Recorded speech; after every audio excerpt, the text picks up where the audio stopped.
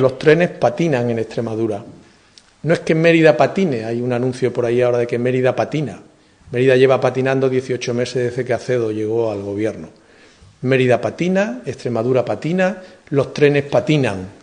Y no patinan en las pistas de hielo, no. Patinan porque no hay un gobierno que defienda a Extremadura en Madrid. Hay un gobierno sumiso que dice amén a todo lo que viene de Madrid. Y por tanto, enterramos el AVE en el 2012 y en el año 2013 se enterrará definitivamente el ferrocarril convencional. Y no digamos nada de lo que patina el avión.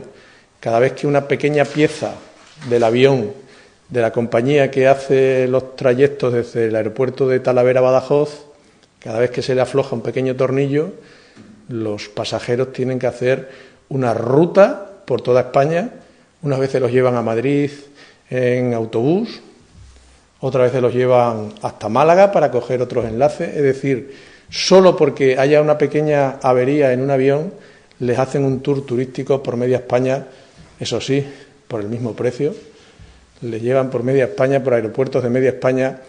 Ese proyecto tan importante que tenían de líneas aéreas para Extremadura, que decían que nos relacionaban con medio mundo, efectivamente, cada vez que un tornillo se le afloja a un avión, hacen un tour por medio mundo.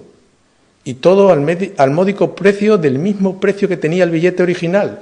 Luego prácticamente tendrán que darle gracias los ciudadanos extremeños de las rutas tan largas que le hacen para ir de Badajoz a Madrid cuando el avión tiene una pequeña avería.